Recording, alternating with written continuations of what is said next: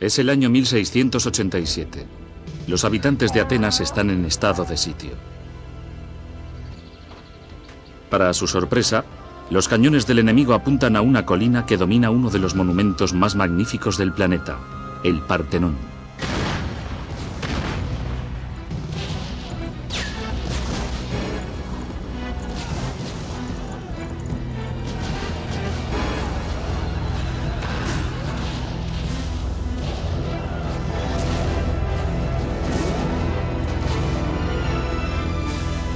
Desgraciadamente, el Partenón había sido utilizado principalmente como almacén de pólvora. Uno de los edificios más bellos del mundo fue casi completamente destruido. Durante 2000 años, ha ocupado un lugar majestuoso, dominando la ciudad de Atenas y recordando un momento notable de la historia, la Edad de Oro de Grecia. El esplendor de la Grecia clásica.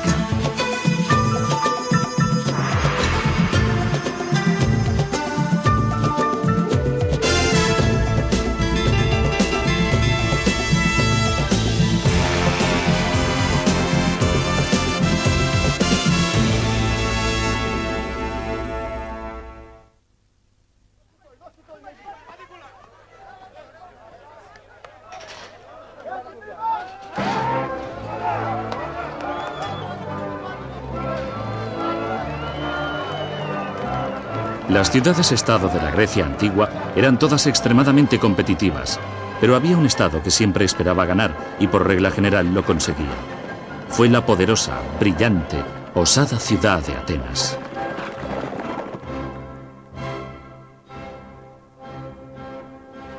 Durante el siglo V a.C., Atenas prosperó todavía más al tiempo que muchas otras ciudades-estado e islas le pidieron protección contra su enemigo mutuo, los persas. Y de esta manera nació el Imperio de Atenas. La Acrópolis de Atenas representa un cúmulo de logros en la historia de las civilizaciones occidentales, una extraordinaria profusión de excelencia creativa que proviene de un siglo, el siglo V a.C. Estos magníficos edificios simbolizan la inspiración colectiva de unas gentes con una pasión por la perfección. Plutarco, el historiador, escribió: Y los edificios se fueron erigiendo. De una verticalidad y tamaño imponentes, estaban dotados de una gracia en sus formas inigualable. Dado que los artistas intentaron superarse en la belleza que podían conseguir con su destreza, pensaban que la construcción de cada uno de los edificios iba a tardar muchas generaciones en acabarse, pero en realidad el proyecto fue llevado a cabo gracias a la gestión de un solo hombre en la cúspide de su gloria. Ese hombre fue Pericles, líder de los atenienses.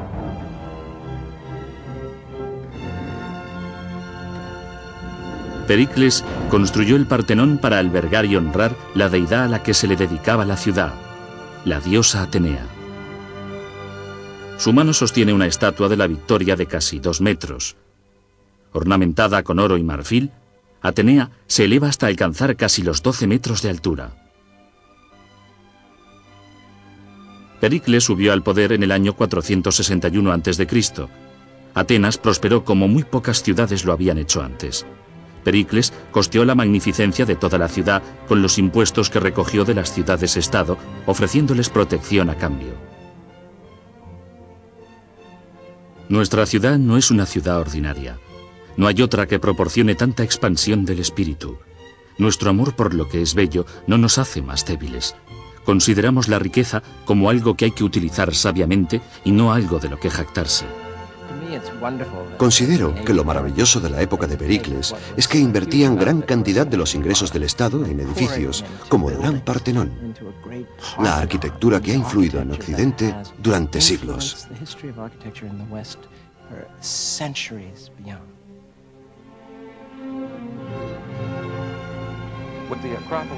Lo que la Acrópolis y el Partenón querían comunicar al mundo era: somos la excelsa Atenas. Reverenciamos a esta diosa que nos protege en todo momento y a quien vamos a construir el templo más hermoso que pueda imaginarse. Se convirtió en símbolo de respeto a la diosa y en la manera de demostrar a todos los griegos que en la lucha por la supremacía, Atenas era la mejor.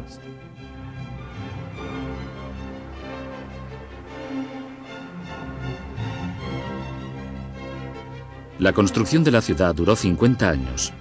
Fue diseñada por uno de los mejores arquitectos griegos y decorada por el escultor más grande de Grecia, Fidias. La mano de obra reunió a los mejores artesanos de todo el Mediterráneo. Atenas estaba en efervescencia, llena de energía y sobre todo de nuevas ideas.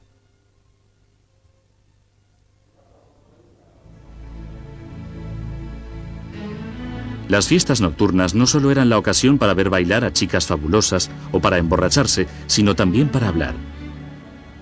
La estrella invitada podía ser el brillante filósofo Sócrates. Normalmente se trataban asuntos de hombres, aunque había una excepción interesante. Las mujeres extranjeras raptadas en la guerra solían convertirse en comediantes cautivas. Una cortesana especialmente inteligente y bella era Aspasia. Pericles se enamoró perdidamente de ella y dejó a todos estupefactos cuando se casaron.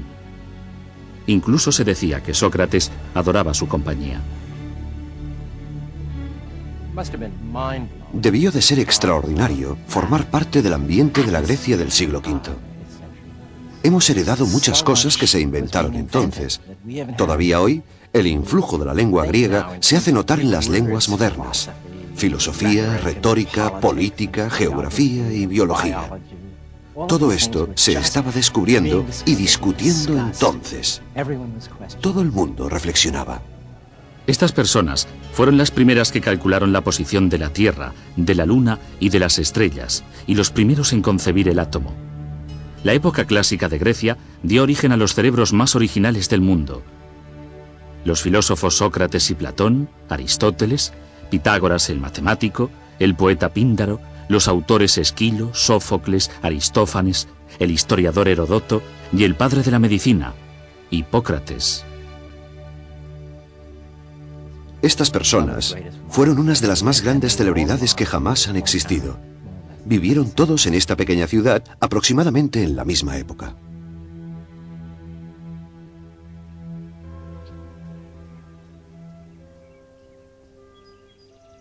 En Atenas, Pericles presidió la primera democracia del mundo, a pesar de que solo podían votar los hombres, que eran 30.000 ciudadanos.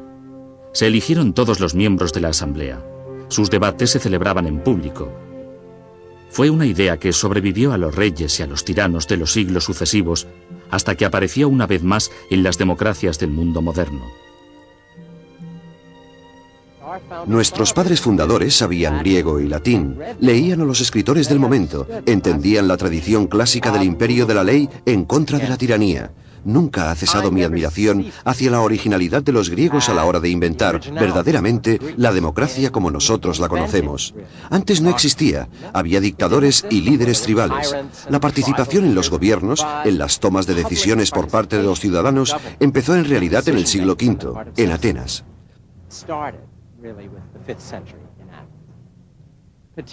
Concretamente, bajo el mando de un líder excelente, Pericles. Los ciudadanos tuvieron la oportunidad de participar. No era una relación de jefe y pueblo, sino que todos tenían derecho a participar. Todo el mundo dedicaba una parte de su tiempo al gobierno. Se contaba con la ley de la mayoría y con el debate público. Todos estaban involucrados en la gestión. El éxito ateniense en las artes y en la diplomacia, en los deportes y en el gobierno, fue motivado por su deseo de ser los mejores. Fue, en definitiva, un compromiso espiritual, la pasión por la perfección. La Acrópolis no era la casa del gobierno, no era un centro administrativo, ni tampoco comercial. Era el templo de Atenea a quien querían servir. Su intención fue crear algo propio, demostrar su talla.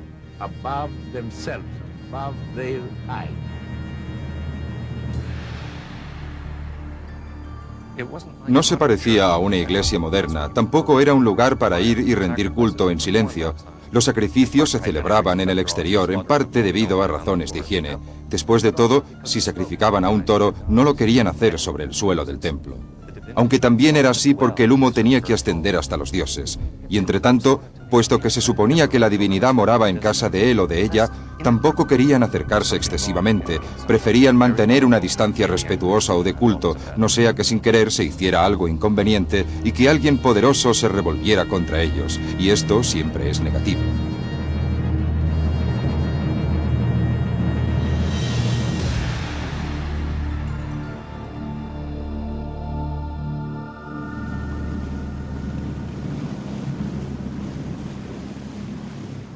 En 1928, en las afueras de la costa del norte de la isla griega de Eubea, en el mar Egeo, un pequeño barco buscaba esponjas.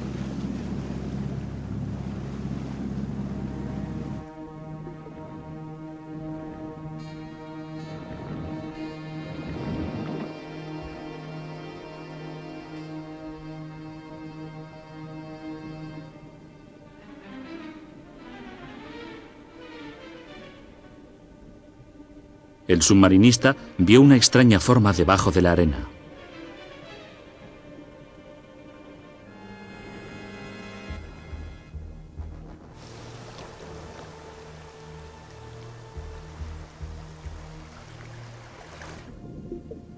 Había descubierto una estatua griega clásica que se había hundido con el barco que la cargaba aproximadamente 2000 años atrás. Muchos creen actualmente que esta estatua de bronce era Poseidón, el dios griego del mar.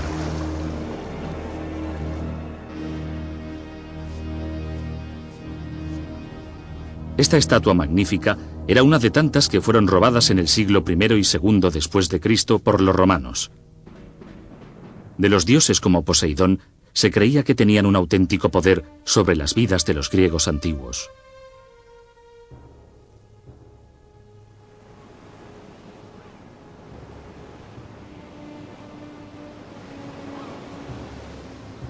Con vistas hacia el mar, en Sunion, 60 kilómetros al sur de Atenas, hay un templo construido en honor a Poseidón, un dios que los griegos deseaban ansiosamente que estuviera de su lado. Poseidón es naturaleza. Sus dominios son las profundidades de la tierra y del mar. Es el que origina las tempestades. Ayuda a los hombres del mar o los lleva a la muerte.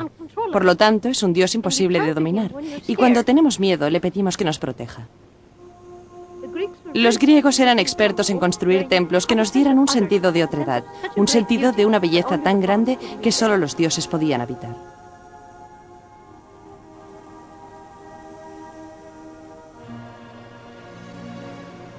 Sobre el monte del Olimpo estaba el panteón de los dioses griegos. Había gran variedad de dioses, del amor, de la fertilidad, de la sabiduría, de la furia, de los celos. Pero había un dios griego que destacaba por encima del resto: Zeus Todopoderoso, regidor del mundo y de los propios dioses. A estos dioses no se les imaginaba como seres espirituales. Tenían características muy humanas y se les conocía por interferir en las vidas de los humanos a su antojo. Podían ser racionales y útiles o traviesos y vengativos. Cualquiera que les ofendiera podía recibir a cambio la venganza más terrible.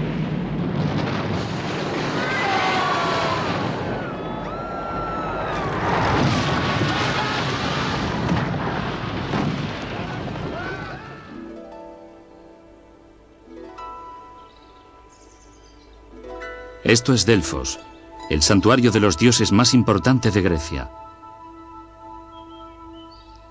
Este templo estaba dedicado a Apolo, el dios de la sabiduría, de la luz, de la música y de la curación. Los griegos honraban a Apolo con juegos, debates, lecturas de poesía, y en este estadio, cerca de la cumbre de la montaña, se celebraban grandes eventos deportivos. Los peregrinos se lavaban en este manantial no sin antes sacrificar a una cabra en nombre de Apolo. A pesar de ser una civilización muy culta y del todo racional, creían en poderes misteriosos y divinos. El gran templo de Apolo era el hogar de una especie de profeta, el oráculo de Delfos. Sus pronunciamientos podían afectar al destino de los humanos y a la historia de las naciones. Ciudadanos corrientes iban allí a preguntar si debían o no casarse o si sus esposas les eran infieles. Los generales preguntaban si debían ir a la guerra. Los sacerdotes hacían sus preguntas al oráculo, o Pitia, conocida con este nombre. La médium era una mujer corriente del lugar que entraba en trance, normalmente masticando unas hojas alucinógenas.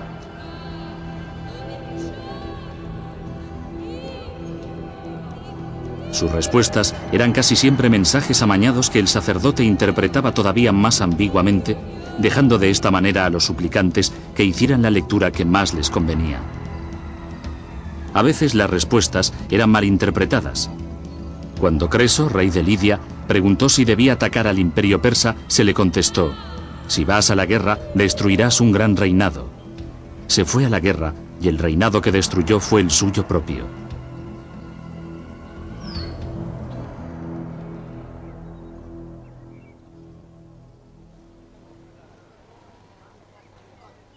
Los santuarios griegos estaban rebosantes de vida. No debemos imaginarnos los prístinos por la blancura de sus templos y los pulcros ropajes de los sacerdotes. Había comerciantes, había músicos, había terrenos para acampar alrededor de los templos.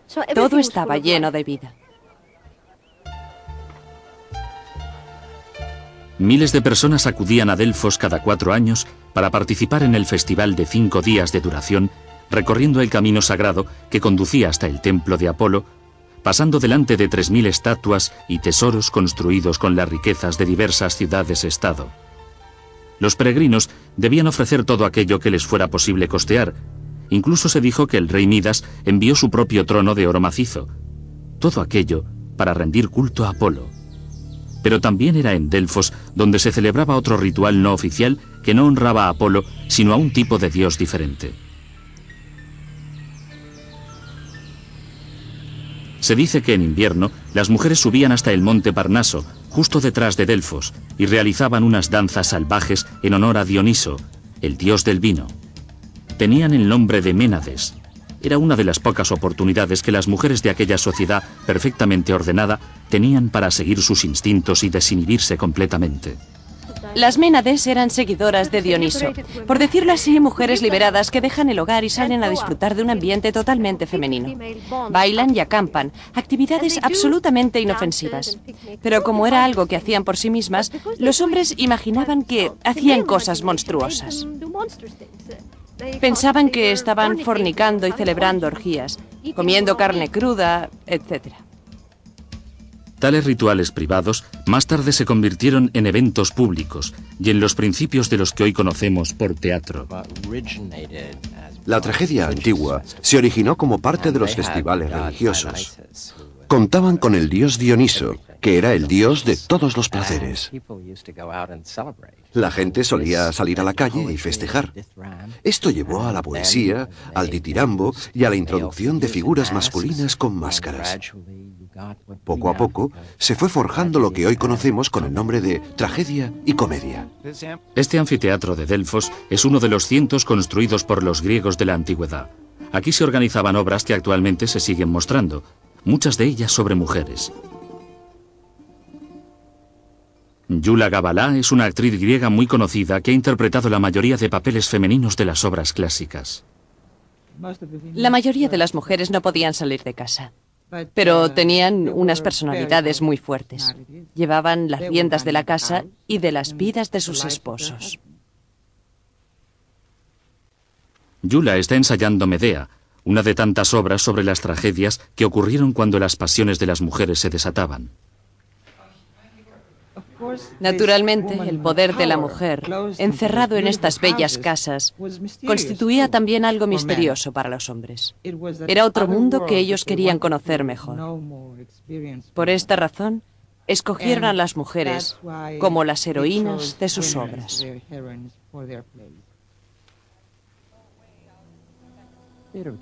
El teatro se convirtió en algo primordial en la vida de los griegos. Les ocupaba un día entero, empezaban por la mañana y veían representadas 3 obras que duraban hasta la noche. Contaban con un subsidio del gobierno y también con una subvención privada de los más ricos. Y participaban en la política, se sentían implicados. El coro era una manera de representar al pueblo. Las historias solían proceder de la mitología, aunque era la manera de contar lo que cautivaba la imaginación del pueblo entero. La pasión es el camino hacia el coraje. Medea trata de una mujer que llega a cometer actos insólitos de venganza cuando su esposo la traiciona por sus logros personales. Ella podía haber permanecido en Corinto. Medea se niega a aceptar la decisión de su marido, Jasón, de abandonarla por la hija del rey. En vez de hacerlo, hablaste como una idiota. ¿Y ahora qué? Ahora quedas desterrada. La tragedia de Medea es que lo deja todo por Jasón, y en una sociedad controlada por los hombres, no tiene poder para evitar que él la abandone a ella y a sus hijos.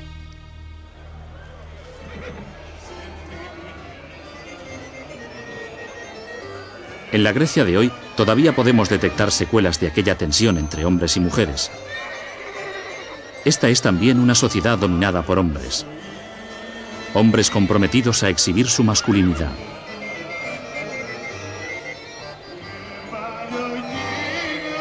No hay ni una mujer que interprete ni un solo papel en este festival de verano, ni siquiera bailando.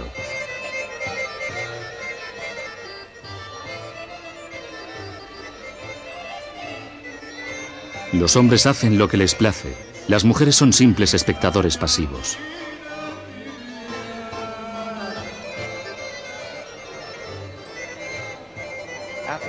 Atenas ha sido descrita como un club masculino, y en cierta manera esto es muy cierto. A las mujeres, a los extranjeros residentes y a los esclavos casi no se les concedían derechos políticos. Eran, en cierta manera, seres inferiores. Eran los hombres de este club masculino los que tenían las riendas del espectáculo. Y para las mujeres que llevan siglos sufriendo, los hombres parece que continúan tomando las decisiones.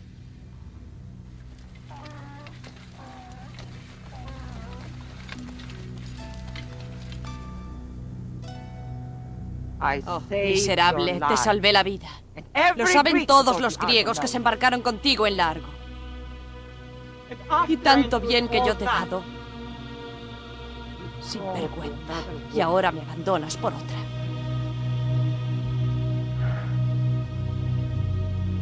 Jasón, ¿dónde voy a ir ahora?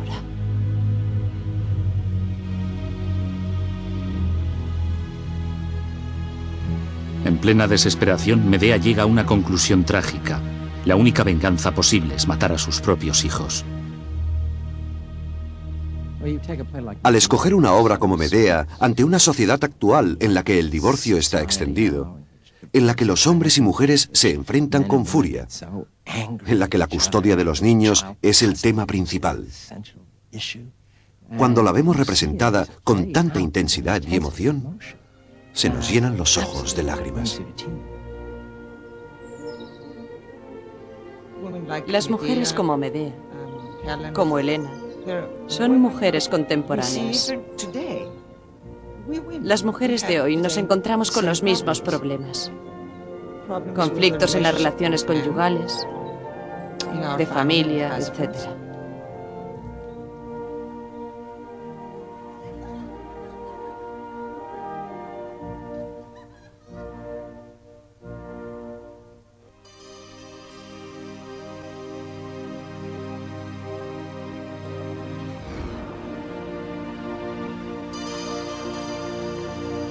Cada época tiene su propia belleza. Una juventud que estriba en la posesión de un cuerpo capaz de resistir toda clase de luchas, tanto si son carreras o competiciones de fuerza física. Es un placer contemplar al hombre joven.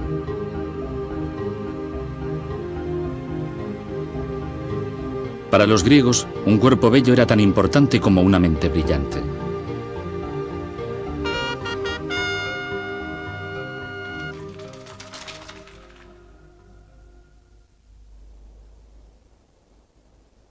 En este estadio se celebraron los Juegos Nemeos, uno de los 4 grandes festivales religiosos y atléticos de la antigua Grecia. El estadio original tenía un aforo de 20.000 espectadores. El yacimiento fue excavado por el profesor Stephen Miller, que desea celebrar de nuevo los Juegos.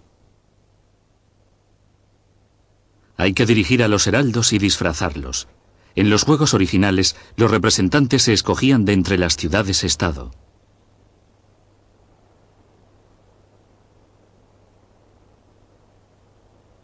Los griegos de la antigüedad No descansaban durante el fin de semana.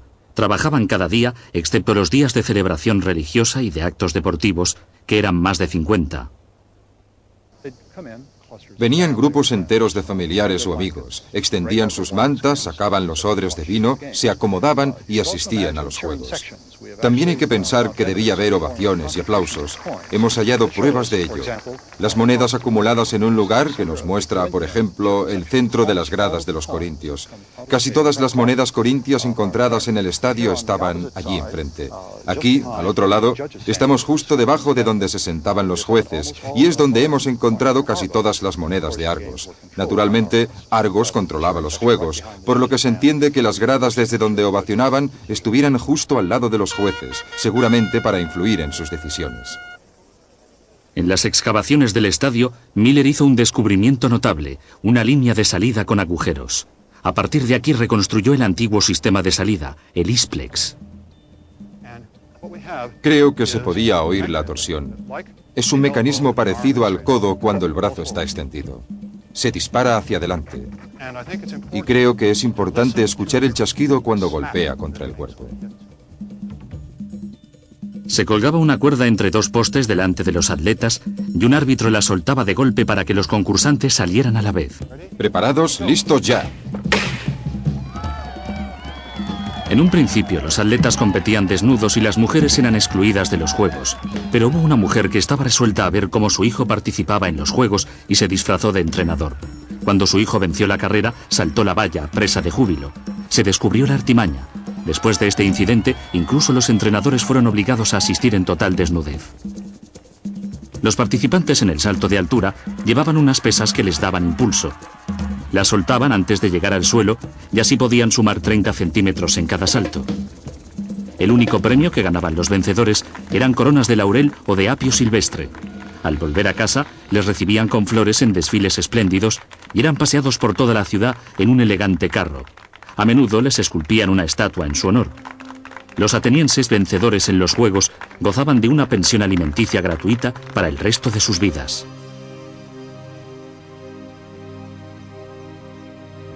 Los juegos más importantes de Grecia se celebraban cada 4 años en este valle, Olimpia. El primer acontecimiento deportivo internacional del mundo se celebró aquí en el 776 a.C. Los griegos fueron los primeros en elevar el atletismo al nivel de competición profesional. Incluso la palabra atleta viene del griego athlos, que significa competición o concurso. Pero el Festival Olímpico era sobre todo una celebración religiosa. 100 bueyes eran sacrificados aquí sobre un altar enfrente del templo de Zeus. Su interior estaba presidido por una estatua del dios revestida de oro. Ante ella, todos los atletas tenían que hacer sacrificios y rezar antes de concursar. A la entrada de Olimpia había un gimnasio donde se entrenaban los atletas, y también el despacho del comité organizador que decidía cuáles eran los atletas moralmente preparados para competir. Se construyó un hotel alrededor de unas fuentes elegantes para albergar a los personajes notables. Al fondo estaba la sede de una especie de Naciones Unidas en miniatura. Todos los estados eran obligados a cesar las hostilidades y conflictos durante los Juegos, y aquí se reunían para discutir sus problemas. El gran templo de Zeus era el centro de los Juegos. No se iba solo por los Juegos Atléticos, sino también por el festival religioso, por los sacrificios a Zeus, para encontrar gente conocida de Argos, Esparta, Atenas o Tebas. Tal vez Heródoto hacía acto de presencia y leía los últimos capítulos de sus historias para comprobar el grado de aceptación del público. Píndaro debía esperar en las bambalinas a que un atleta saliera vencedor para que al encontrarlo, éste le encargara un poema en su honor. También el escultor Mirón estaba aquí para conseguir encargos de escultura de los atletas victoriosos. La mente y el cuerpo eran una sola cosa en el gimnasio. Este era un lugar para la conversación y el aprendizaje y al mismo tiempo para el ejercicio y la lucha libre. Para los griegos, lo estético, lo físico y lo intelectual era todo parte de su objetivo de perfección. Filóstrato, el filósofo, escribió: El polvo de terracota es bueno para abrir los poros cuando se suda, y es un placer verlo extendido en un bello cuerpo en plena forma. Los polvos tienen que esparcirse con un ligero movimiento de muñeca, de manera que vayan cubriendo la piel del atleta suavemente. Al hacer tanto énfasis en la intimidad masculina y en la belleza física, era inevitable que en Atenas la homosexualidad fuera bastante común, sin tener un estigma peyorativo. Las relaciones sexuales entre hombres maduros y chicos jóvenes eran totalmente aceptadas, siempre que los jóvenes fueran cortejados primero con regalos y que las relaciones se terminaran tan pronto el hombre contrajera matrimonio. La mutua admiración entre hombres queda muy bien reflejada en el mundo del atletismo. Stephen Miller encontró algunas inscripciones interesantes en el túnel de Nemea. Esta piedra, por ejemplo, está llena de grafitis. Hay muchos, uno encima de otro. Tal vez este es uno de los que mejor se leen. Dice Apócrotes Kalos, que significa Apócrotes es bello. Y si miramos este otro, tenemos lo mismo. Corizos es bello. Naturalmente no todo el mundo estaba de acuerdo. Alguien vino después y añadió Tiegrafon to, o sea, Corizos es bello. ¿Quién lo ha escrito?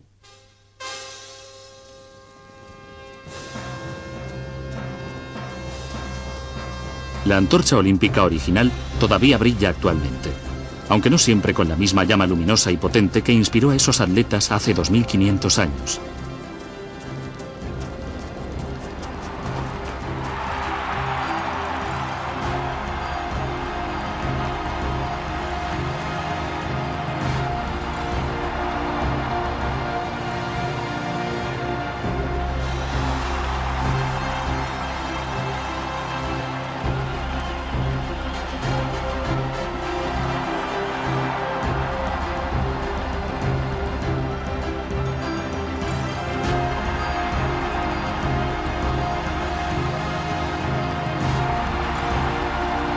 Pero a menudo pone en práctica el objetivo original de que una vez cada 4 años las naciones del mundo deben olvidar sus disputas y trabar lazos de amistad compitiendo deportivamente.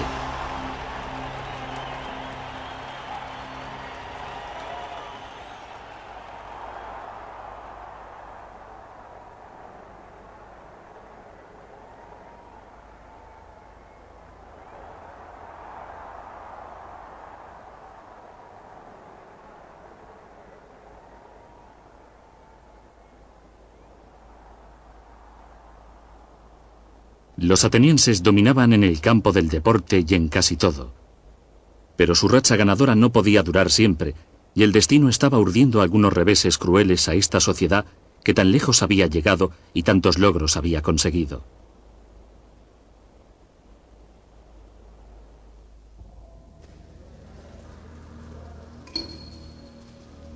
El 399 a.C., los atenienses hicieron algo realmente insólito.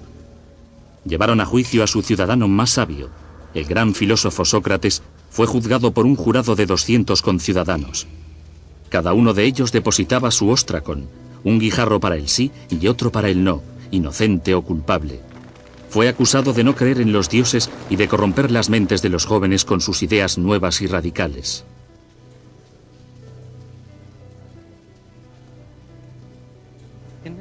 En muchos aspectos, Sócrates fue el ateniense completo. Sirvió con gallardía y destacó como soldado. En este sentido, cumplió el ideal ateniense del ciudadano perfecto. Pero al mismo tiempo, pidió explicaciones, exigió a sus conciudadanos que se definieran. Se describió a sí mismo como un tábano, un aguijón para la grupa aletargada del cuerpo político ateniense. Sócrates fue declarado culpable. Se le sentenció a morir envenenado.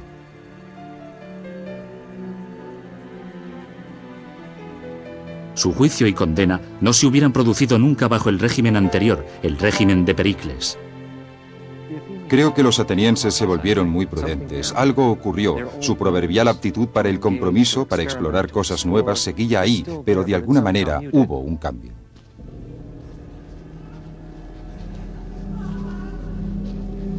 El cambio producido en Atenas tenía sus causas en unos hechos acaecidos unas décadas antes. En el 430 a.C., una tragedia terrible asoló Atenas. Una epidemia, procedente presuntamente de Etiopía, a través de Egipto y Persia, llegó finalmente a la ciudad. Esta plaga mataba a todo aquel que se veía afectado y se propagó por toda Atenas. El historiador Plutarco escribió: No hay constancia de que la enfermedad fuera tan virulenta en otros lugares como lo fue en Atenas. Personas en perfecto estado de salud empezaron a sentir ardores en la cabeza. Sus ojos enrojecieron y se inflamaron. Algunos se volvieron ciegos y sufrieron amnesia total. La propia hermana de Pericles, y después para su desesperación su hijo, fueron víctimas de la epidemia. Ya estaba suficientemente agobiado con la desastrosa guerra contra Esparta. Pericles había congregado a toda la población del campo ateniense en el interior de los muros de la ciudad, y los sistemas de higiene y alcantarillado, como se sabe, eran muy primitivos. Una epidemia como aquella se propagó como un fuego descontrolado. Sus efectos se hicieron sentir no solo física, sino también moralmente. Todas las leyes antiguas, las cosas en las que los atenienses habían creído para mantener unida su sociedad, quedaron hechas trizas. La gente se iba a los templos a morir, o lo que es peor, llevaban a sus muertos allí dentro y los dejaban. El horror es realmente casi inimaginable.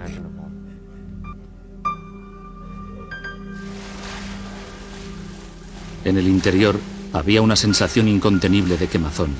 Muchos enfermos que carecían de cuidado se lanzaron a la desesperada en tanques de agua en un intento de saciar su sed inextinguible.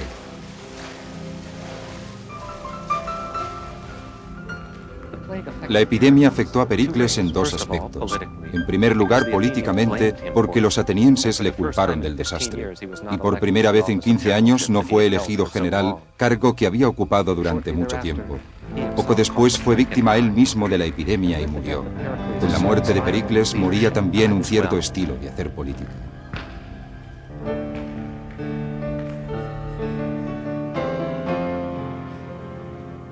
Murió un tercio de la población.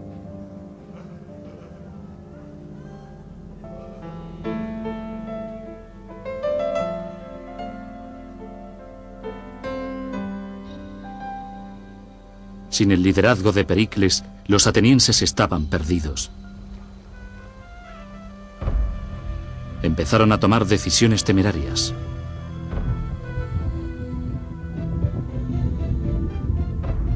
Durante medio siglo Atenas hizo la guerra con Esparta por el dominio de Grecia. La batalla decisiva no tuvo lugar en suelo griego, sino en Sicilia. Atenas envió una flota a la batalla, pero el ejército espartano, altamente entrenado, se puso de parte de los sicilianos. La flota ateniense fue destruida en una serie de batallas navales desastrosas y en el 404 a.C. Atenas fue completamente derrotada. Creo que finalmente los atenienses perdieron la gran guerra contra Esparta porque intentaron hacer demasiado, se sobrevaloraron. Los espartanos ofrecieron repetidas veces una paz condicionada, pero ahí es donde se manifiesta la vieja agresividad ateniense. Los atenienses sencillamente no podían permitirse aceptar condiciones de paz con Esparta. Querían ganar. La derrota de los atenienses en Sicilia situó a Esparta como el poder dominante en Grecia. Atenas lo tenía todo a su favor, pero creo que su declive se produce por las mismas razones por las que triunfó. Su agresividad, su competitividad, esa necesidad de ser los primeros y los mejores, acabó con ellos.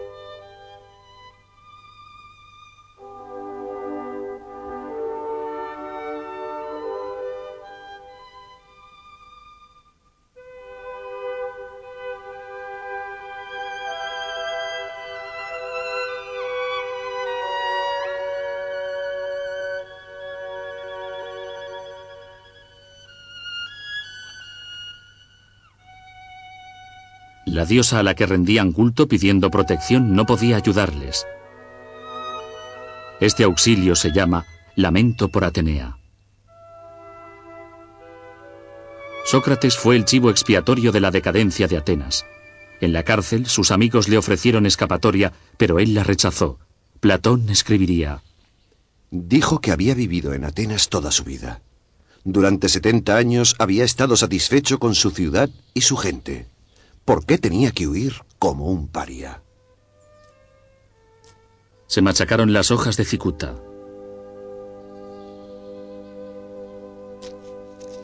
se preparó la pócima venenosa. De alguna manera, Sócrates es el emblema de la grandeza de Atenas.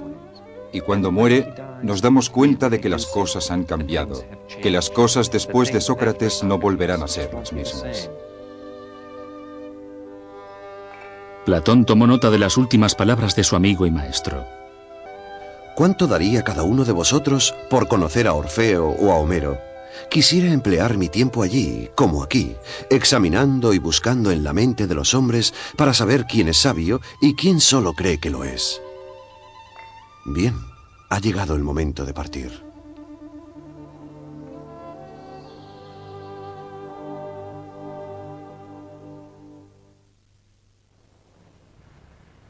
Las ideas de Sócrates han perdurado hasta hoy, pero su querida Atenas, a través del tiempo, llegó a formar parte de otros imperios, los macedonios, los romanos, los turcos otomanos. En 1971 se descubrió que la gloria culminante de Atenas, el Partenón, estaba en peligro y amenazaba ruina. Actualmente se está restaurando, no para restituir su antiguo esplendor, sino como monumento magnífico, digno ejemplo de la civilización que representa. Las piezas de mármol, brutalmente sacudidas por los cañonazos, están siendo limpiadas y restauradas con sumo cuidado. Los agujeros que dejaron los cañonazos enemigos están siendo reparados. La restauración va a durar más de 15 años, el tiempo que duró la construcción original del Partenón.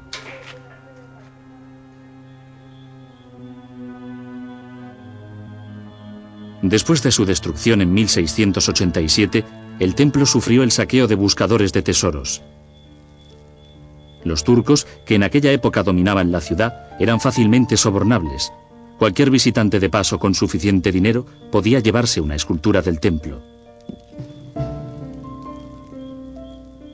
Las cabezas y las extremidades de las estatuas eran seccionadas para hacer las piezas más vendibles. Por toda Europa se dedicaban a revender el fruto de sus saqueos a museos y coleccionistas privados.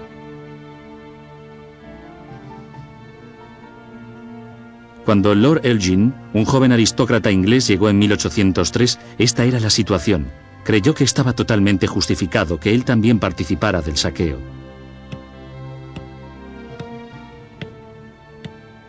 Los hombres de Elgin sacaron 56 frisos y unas 12 estatuas que incluían una magnífica cabeza de caballo.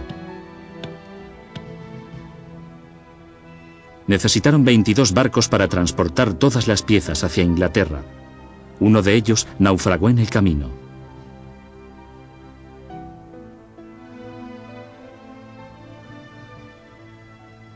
Los mármoles de Elgin del Partenón están expuestos en el Museo Británico.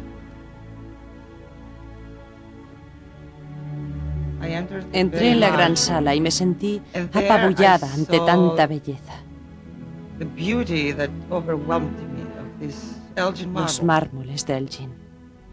Estaba tan emocionada que se me puso la carne de gallina. No podía hablar, estaba en trance. Su belleza era tan poderosa. Me quedé en silencio contemplando durante mucho tiempo aquellas piezas. Y después me entristecí, porque pensé que no podía gozar de aquellas obras de arte en mi país. Es muy triste no poder tener esa experiencia a diario, aquí en Atenas.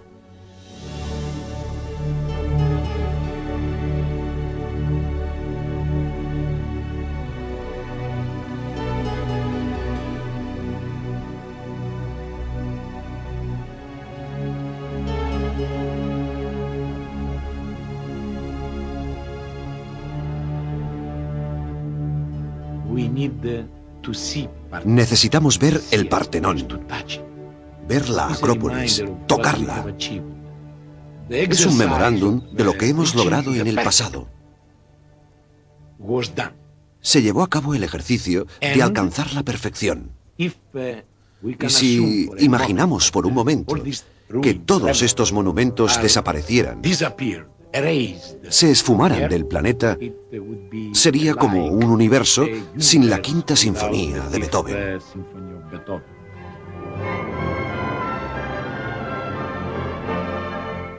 Pero existe una cualidad más duradera que la piedra en el legado ateniense.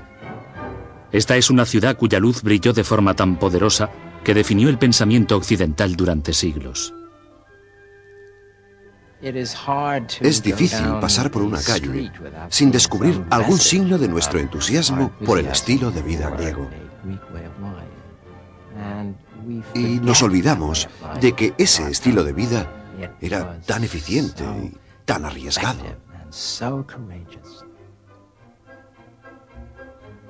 Es extraordinario que una sociedad de solo 70.000 personas, los atenienses que vivieron 500 años antes de Cristo, pudiera influir en el mundo de forma tan imperecedera.